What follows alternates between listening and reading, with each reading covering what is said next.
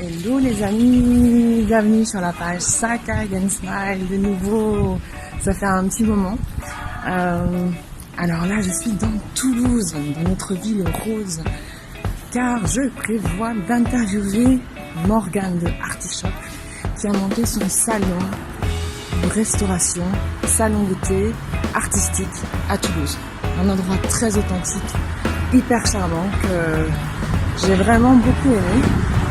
Et dont je voudrais vous faire partager tout son univers, son histoire et son parcours. Donc j'y arrive très bientôt et ça va être parti pour l'interview. À tout de suite.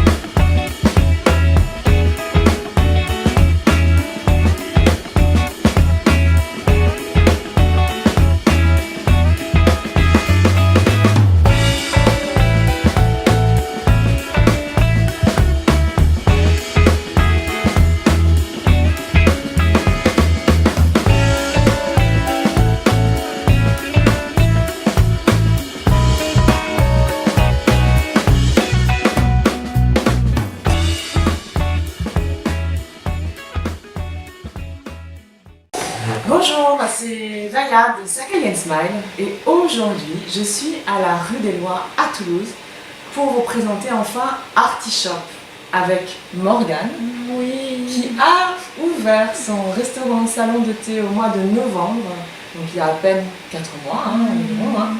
Et je dirais qu'aujourd'hui ça commence à être carton plein, un restaurant qui prend ses marques et on est hyper fiers d'avoir ça à Toulouse aujourd'hui.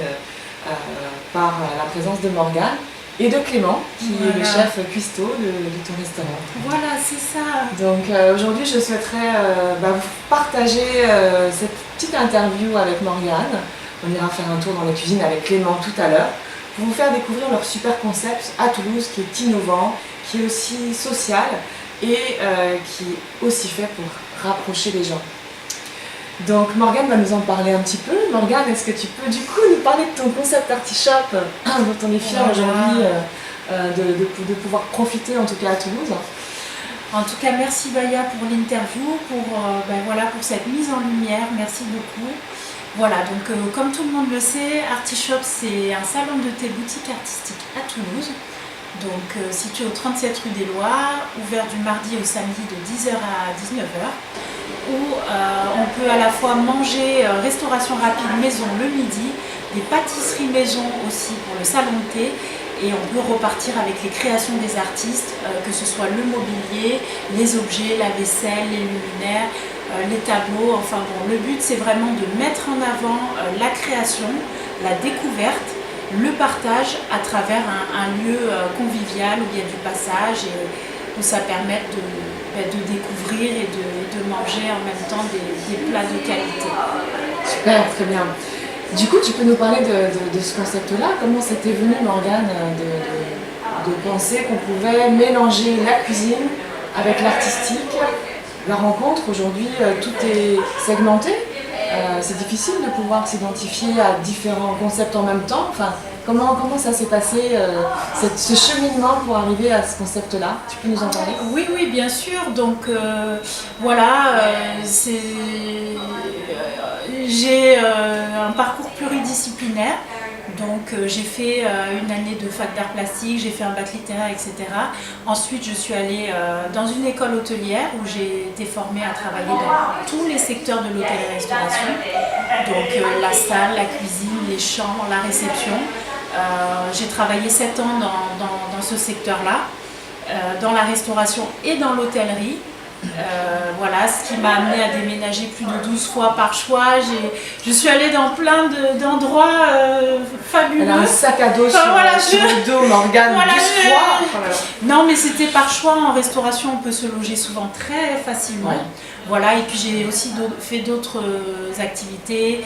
J'ai travaillé dans un foyer de jeunes travailleurs pendant 9 mois. Ensuite, je suis partie dans mon pays natal, à Madagascar, pour être bénévole éducatrice dans un centre de jeunes.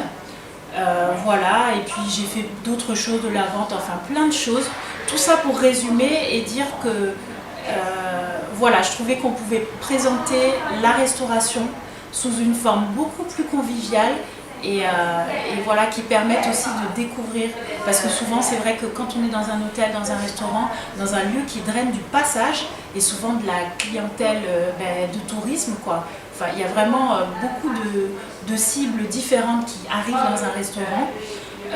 Je trouvais ça dommage qu'il y ait juste un tableau avec juste un prix, pas forcément d'explication.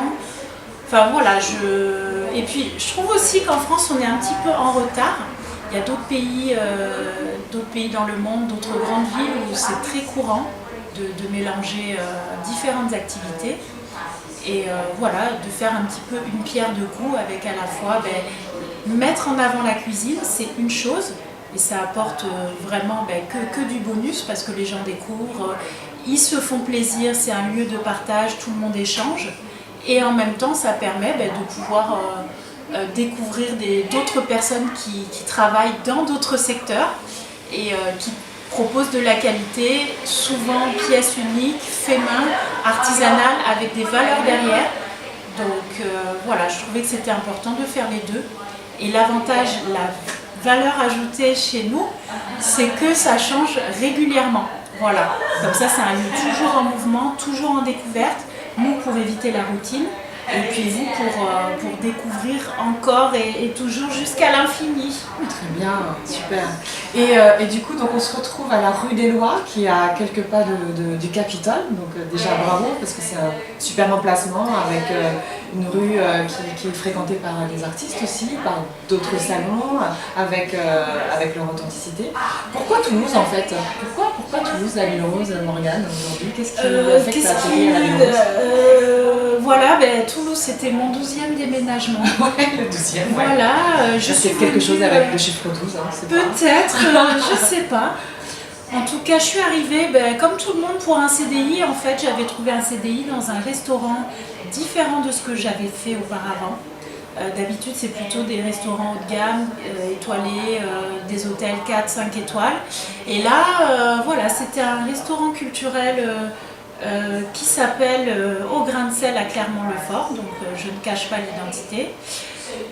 Voilà, c'est un restaurant en campagne, approche de Toulouse. Et voilà, différent quoi, avec des objets chinés, un patron différent aussi. Enfin, autre chose et dans un autre cadre et dans un autre contexte. Et ça m'a complètement permis de décloisonner, de sortir du cadre en fait. Voilà, donc par rapport à plein de choses. Et ça t'a donné de l'inspiration déjà? Complètement, je pense que ça m'a libérée sur le... Enfin, voilà, moi j'étais vraiment dans les nappes repassées à la perfection, pas de traces de doigts. Enfin, voilà, une exigence. Une exigence, mais qui était voulue par rapport au standing de l'établissement, mais par rapport à mes valeurs et ce que je voulais faire, qui était complètement démesuré, quoi. On ne peut pas briser les gens parce qu'il y a une trace de doigt, les empêcher de manger le midi parce que le patron n'est pas capable de mettre des pauses. Enfin, il y a des choses qui sont inadmissibles. Et bon, bref, là dans ce resto, c'était vraiment voilà, des objets chinés, des gens qui viennent découvrir, un lieu en campagne, et puis beaucoup plus de travail quand on est dans une entreprise à taille humaine et qu'il n'y a pas toute une brigade en cuisine ou toute une brigade en salle. Voilà, c'était vraiment autre chose. Et cette personne m'a permis aussi d'apprendre qu'un objet n'est pas égal à une chose. C'est-à-dire qu'une tasse, un verre, n'est pas là que pour boire de l'eau en fait. On peut aussi voilà, utiliser un verre pour mettre des fleurs dedans. On peut le tourner pour faire une suspension en hauteur, pour poser quelque chose avec un petit napperon dessous. Enfin, il faut complètement arrêter de dire bon, ça c'est Voilà, donc se libérer un peu du cadre. Super, super. Donc Morgane, aujourd'hui, tu as 32 ans, c'est ça? Non. J'ai 27 ans. 28, pardon, je voulais m'enlever la suite, c'est ça. Pardon, 28 ans, mais c'était tellement peu probable pour moi que je me dis, mais c'est pas possible. Tu as déjà déménagé 12 fois. Tu es aujourd'hui entrepreneur depuis, officiellement on va dire, depuis déjà l'année dernière, depuis 2019. J'aimerais bien que tu nous parles de ton parcours d'entrepreneur. C'est difficile aujourd'hui, c'est beaucoup de courage, beaucoup d'étapes à franchir. Mais comment ça se passe à 27 ans pour aller vers ce parcours-là? Tu peux nous en parler? Oui, alors le parcours d'entrepreneur, je pense que ça se déclenche quand on est déterminé en fait. Pour ma part, ça faisait un long moment que je pensais à faire quelque chose. J'ai vraiment été déterminée quand j'ai compris que mes compétences avaient une valeur en fait dans une entreprise et que c'était pas du tout valorisé, pas forcément qu'en termes de salaire. De toute façon, quand on travaille dans la restauration ou qu'on fait des métiers où on fait bien plus de 12 heures par jour, forcément, on cherche pas la valorisation forcément financière. Mais bon, bref, qui s'est fait quand j'ai remarqué que je ne me sentais pas valorisée dans mon travail et quand je voyais que ce que je pouvais faire dans une entreprise, c'était pas, je me suis dit, je me suis de la valeur. Je me suis dit qu'il valait mieux faire les choses soi-même. Tu avais déjà une vision de ce que tu pouvais transmettre et servir aussi à tes clients, à ton concept. Une vision, en fait, pour parler vraiment concrètement, une vision, au début, je ne m'en rendais pas compte, en fait. Et comme on est dans ce métier, on est souvent dévalorisé, j'avais toujours l'impression que c'était pas assez et je ne le voyais pas. Et petit à petit, je voyais qu'effectivement, les clients étaient contents de l'accueil. Les clients donnent des pourboires à une personne seule et pas forcément à l'équipe. Ou même en dehors de ça, j'avais souvent un chef qui me demandait de l'aider pour les dressages. Je voyais que j'étais capable déjà physiquement de pouvoir endurer beaucoup d'heures dans des situations difficiles. Donc je me disais quand même c'est déjà un bon début. Après je voyais que j'étais capable de mener mes missions à bien dans la rigueur. À 25 ans, moi j'étais gouvernante dans un hôtel, j'avais une équipe de 15 personnes. Je voyais que j'étais à 1300, qu'il fallait se mettre à genoux pour être payé plus. Je me suis dit, je suis quand même capable de faire des choses. Et même en dehors de ça, je voyais ma créativité, être capable d'agencer, d'harmoniser, d'écrire des textes aussi, de pouvoir... Dans la conception. Oui, je me suis dit, mais qu'est-ce que tu attends? Donc je me suis lancée et pour parler du parcours de l'entrepreneur, moi j'ai démarré tout simplement, j'ai quitté mon job en CDI, je me suis mise en intérim pour pouvoir gérer mon planning facilement et j'avais plusieurs boulots dans une journée, donc au début des boulots comme ça dans l'intérim. Donc au début je faisais des inventaires du matin, très tôt le matin, les inventaires dans les grandes surfaces. Après j'allais faire mes chambres tout le début de matinée jusqu'à 14h.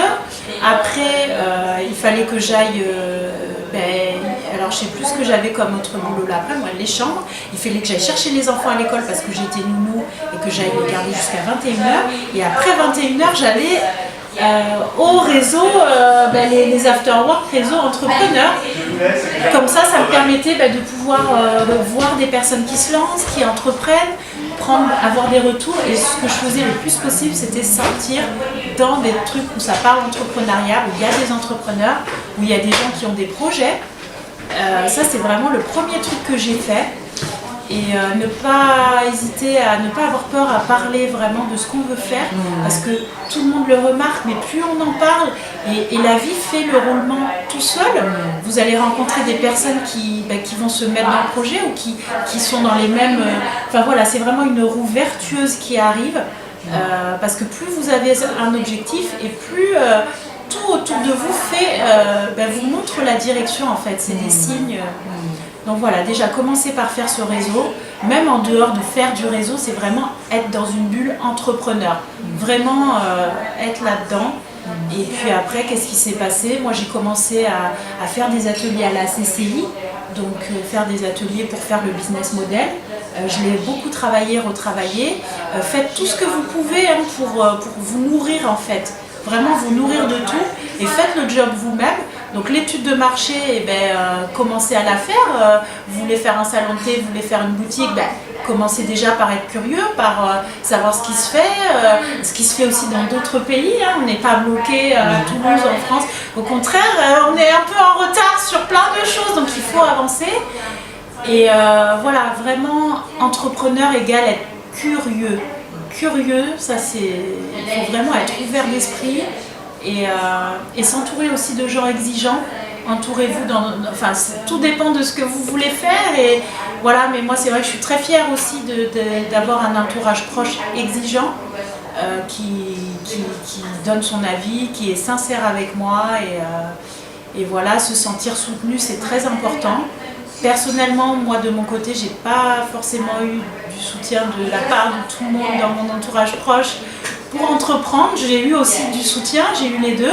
Mais voilà, parfois il y a des choses difficiles, des décisions difficiles à prendre, même si on aime les gens. L'entourage et le mental, c'est le plus important. Voilà.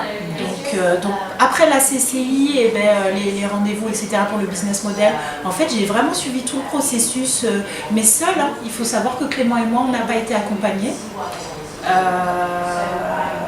Ouais, en fait, c'est à force de sortir à des trucs d'entrepreneurs, et puis quand on entreprend, on n'a pas d'argent. Enfin, je sais pas pour vous, mais moi personnellement, je n'ai pas d'argent. Je suis au chômage, je gagne 900 € par mois et je suis très contente parce que ça me permet de ne pas être stressée au quotidien dans mon entreprise. Mais quand on entreprend, on n'a pas d'argent. Donc faites le maximum vous-même. De mon côté, moi, tout ce qui était communication, même Internet, l'ordinateur, je ne savais pas l'utiliser. J'ai appris parce que je me suis pas laissé le choix en fait. Je me suis dit bon, il y a ces canaux de recherche qui existent au XXIe siècle, autant les utiliser. Alors je suis tombée sur un super prof made in USA. Vraiment bon, voilà, qui m'a appris beaucoup de choses et c'était un tarif très très raisonnable. Il était à moins de 150 € par mois pour autant de visites qu'on veut.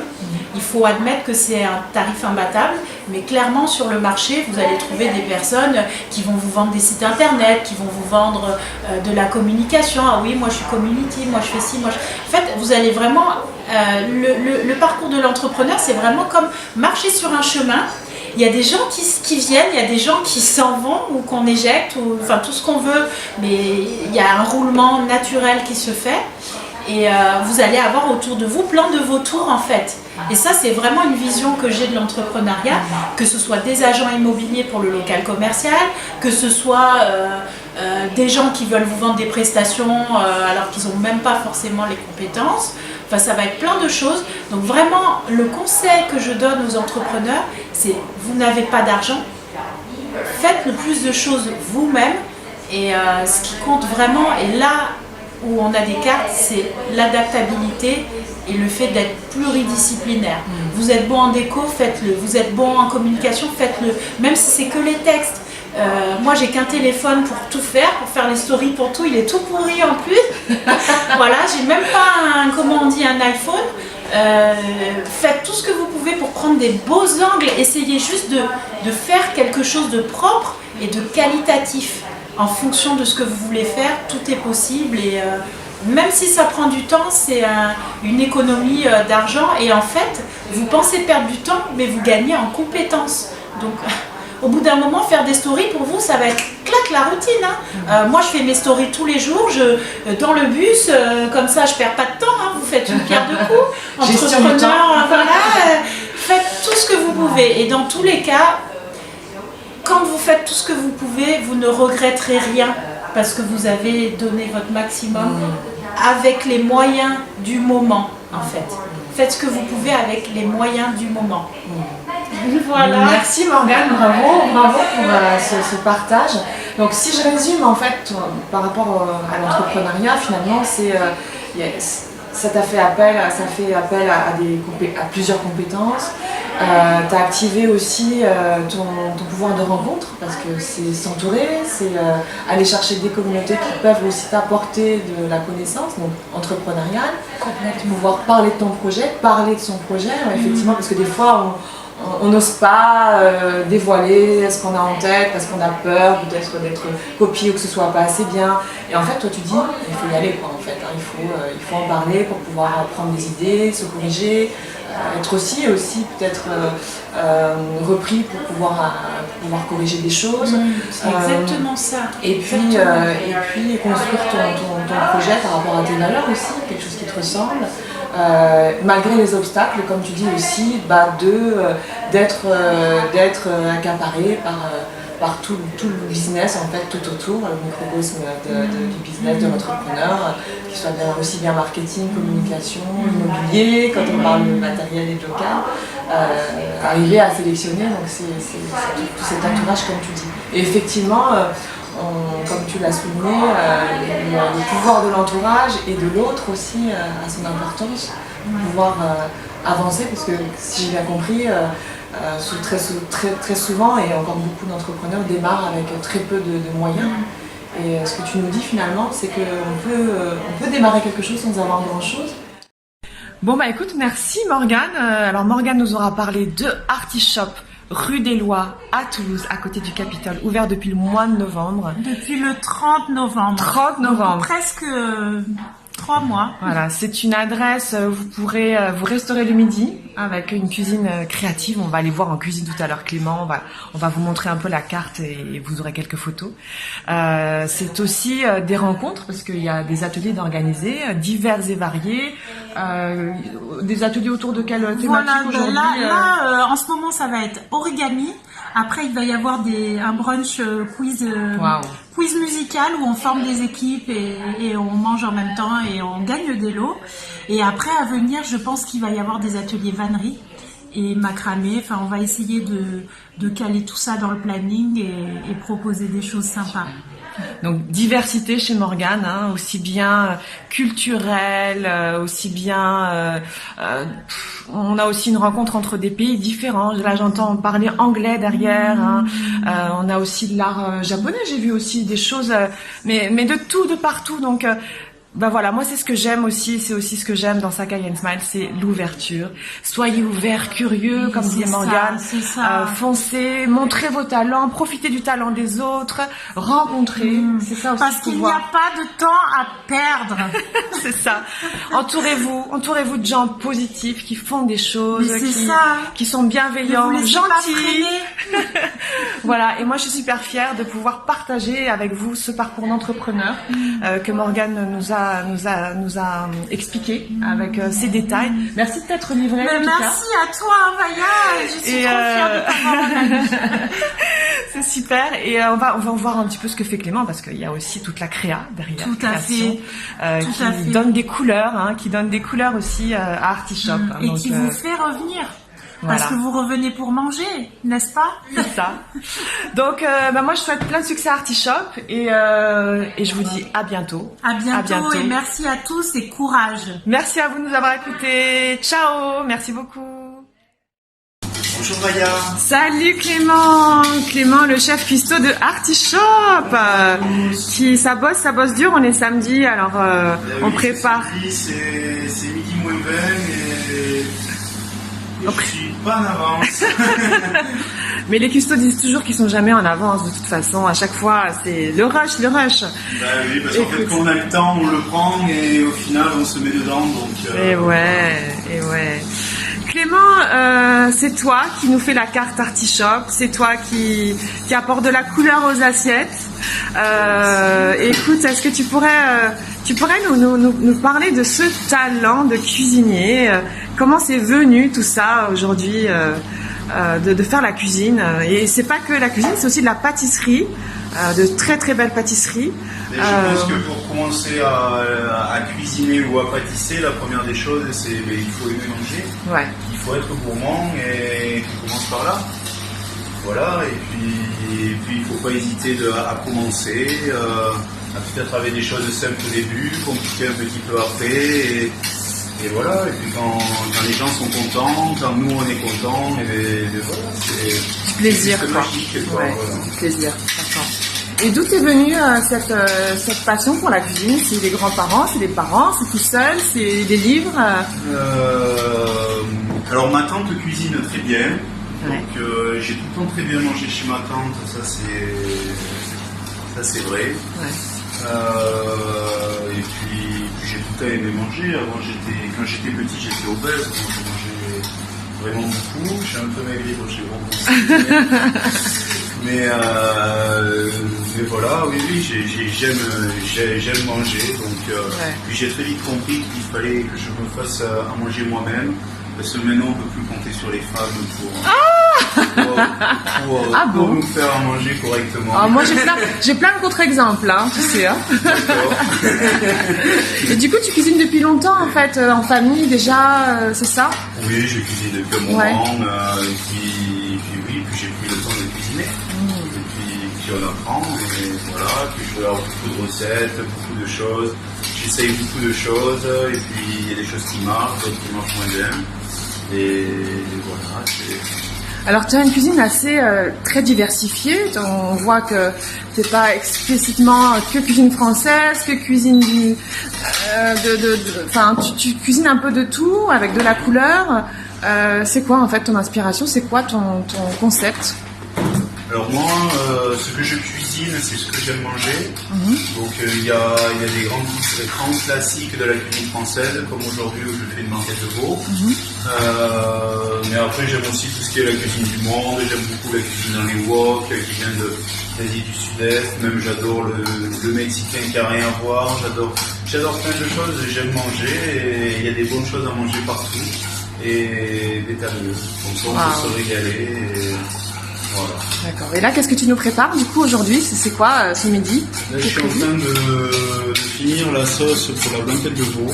La sauce pour la blanquette de veau, messieurs, dames. Voilà, donc là je fais le roux avant de délimiter ça avec de la crème et du jaune d'œuf. Et un peu de jus de citron pour éclaircir l'assaisonnement. D'accord. Waouh, c'est pas mal d'ingrédients quand même, hein? Et oui, souvent il y a beaucoup d'ingrédients. Ouais. D'accord. Et donc blanquette de veau ce midi, c'est ça? Une blanquette de veau, et après je fais un bout d'abord de légumes. Un bout d'abord, waouh. Un plat végétarien, et voilà. Et en dessert, il y aura un petit moelleux à l'orange. Super. Eh ben merci beaucoup Clément pour ce partage. On va découvrir ta cuisine et je suis sûre que ça va faire des fans tout ça. Merci beaucoup et plein de succès à Artichop et à ta cuisine Clément.